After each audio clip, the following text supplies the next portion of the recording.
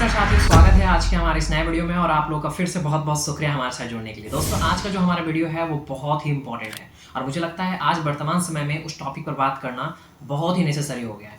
दोस्तों मैं बात कर रहा हूँ महंगाई पर। जी हाँ, लेकिन क्या ये महंगाई हमारी किस्मत है या सरकार की गलत नीतियों का नतीजा?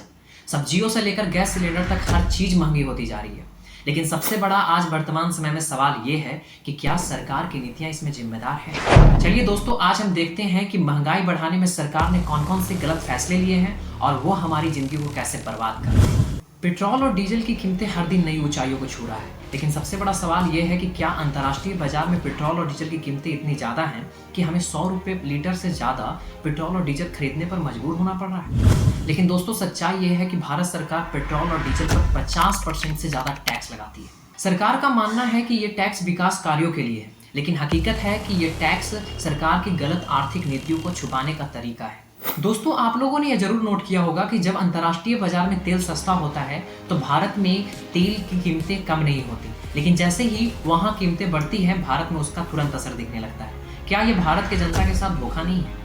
दोस्तों महंगाई सिर्फ तेल की कीमतों से ही नहीं बढ़ती, बल्कि इसके और भी बहुत सारे कारण हैं। जैसे मान लीजिए कि जिस साल फसलें खराब हो गई उस साल अनाज, सब्जियां और फल के दाम बहुत बढ़ जाते हैं। एक तरफ तो किसानों को नुकसान होता है, दूसरी तरफ हमें बहुत ज्यादा महंगे दामों पर वस्तुओं को खरीदना पड़ता है। फ्रेंड्स, फसलों के खराब होने का सबसे बड़ा कारण है अचानक मौसम में परिवर्तन होना, लेकिन किसानों के सामने सबसे बड़ी समस्या तो ये होती ही है, उससे भी ज्यादा समस्या है सरकार की खराब पॉलिसी का होना। यदि अच्छी पॉलिसी हो तो मौसम कैसा भी हो उस पर नियंत्रण पाया जा सकता है दोस्तों, और एक अच्छी पॉलिसी के माध्यम से हम अच्छी टेक्नोलॉजी के तरीके से हम कृषि कर सकते हैं। दोस्तों किसानों के पास जो दूसरी सबसे बड़ी समस्या यह है कि जब वो मंडी में अपनी फसल को बेचने के लिए लेके जाते हैं, अर्थात अपने अनाज को, तो वहाँ पर क्या होता है कि जो बिचौलियाँ होती हैं, मार्केट में जो बीच वाला आदमी होता है, वो उनको बहुत कम दाम देकर फसलों को खरीदने के लिए उन्हें बाध्य करता है। और वो ऐसा करने के लिए इसलिए मजबूर हैं क्योंकि FCI जो होता है, फूड कॉर्पोरेशन ऑफ इंडिया, जो उनके अनाज को लेती है, वो किसानों से अनाज लेती ही नहीं है जो गवर्नमेंट की है। और खास कर ये बनाया ही इसलिए गया था कि मार्केट में जो बिचौलियां हैं उनसे कम दाम पर लेंगी तो वो उनको उतना मान्य दाम देगी जिसकी वजह से वो अपनी फसल को वहां बेच सकते हैं। दोस्तों FCI के बारे में थोड़ा सा गहराई से जानते हैं। देखिए दोस्तों क्या होता है, जैसे मान लीजिए कि FCI में धान का जो मूल्य है रखा गया है वो 20 रुपये रखा गया है। 20 रुपया वो है कि मान्य दाम है किसानों के लिए, ताकि उनके लागत से ज़्यादा है और उनको प्रॉफिट होगा। 2 रुपया हो चाहे 3 रुपया हो, प्रॉफिट होगा।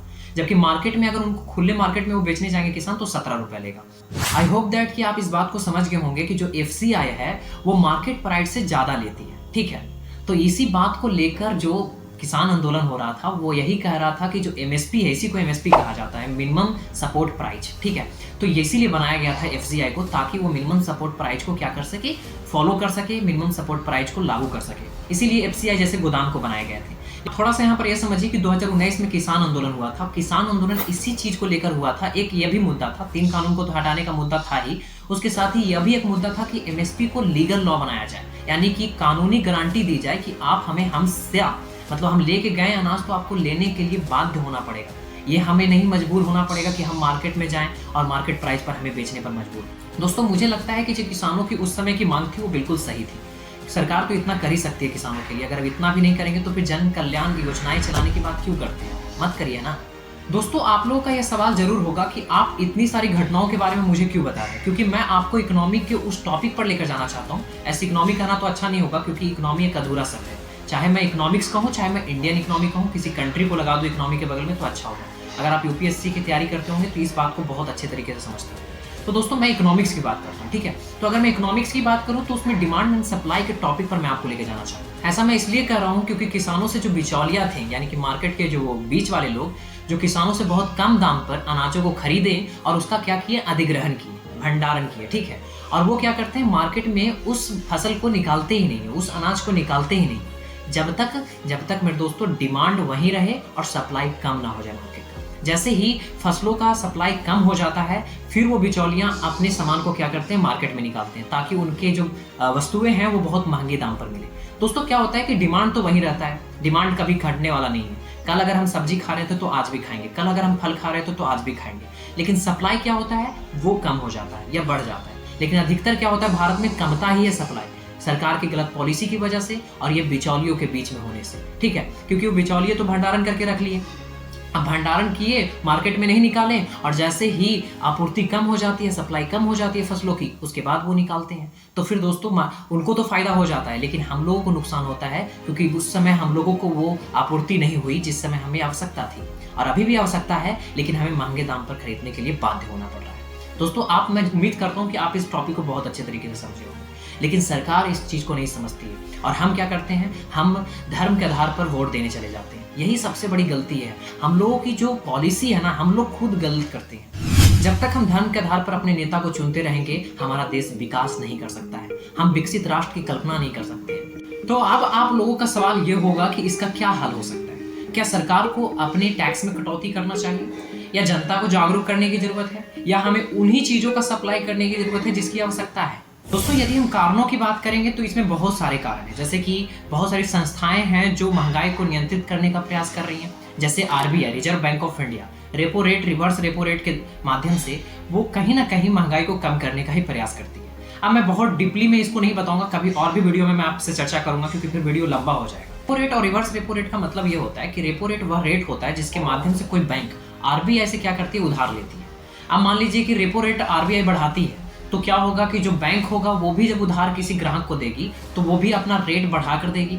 अब जब रेट बढ़ा कर देगी तो जनता क्या करेगी, लोन कम लेगी। अब लोन कम लेगी, उनके पास पैसे कम होंगे तो वो डिमांड कम करेंगे। अब वो जब डिमांड कम करेंगे दोस्तों, तो जाहिर सी बात है कि फिर महंगाई कम हो जाएगी। तो रेपो रेट से कैसे महंगाई कम होगा? वैसा ही रिवर्स रेपो रेट होता है जिसके माध्यम से मतलब इससे कंट्रोल करने की कोशिश की जाती है महंगाई को, इन्फ्लेशन को। ठीक है, आप बहुत अच्छे तरीके से इसे भी समझोगे।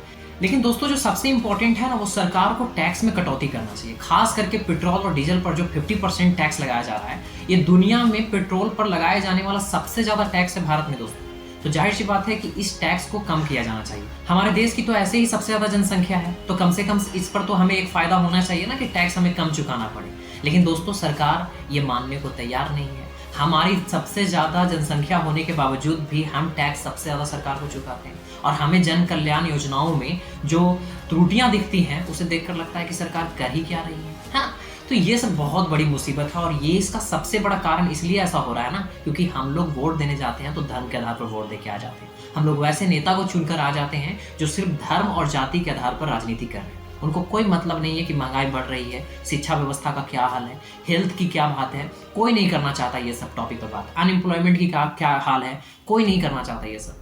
तो यही सब मुद्दों को मैं बार बार उठा रहा हूँ, लेकिन आप लोग जो है ना, वो ना शेयर करते हैं, ना कमेंट करते हैं कुछ, और नहीं लाइक करते हैं वीडियो को। तो आप लोग कम से कम हमें सपोर्ट कीजिए, तभी हमारा देश सुधरेगा, और तभी हम एक विकसित राष्ट्र की कल्पना कर पाएंगे। ठीक है, तो आप लोग हमारा साथ दीजिए इसी तरीके से। तो मैंने आपको बताया कि किस तरीके से महंगाई को कम किया जा सकता है, टैक्स को में कटौती करके। ठीक है, टैक्स को कटौती करना चाहिए।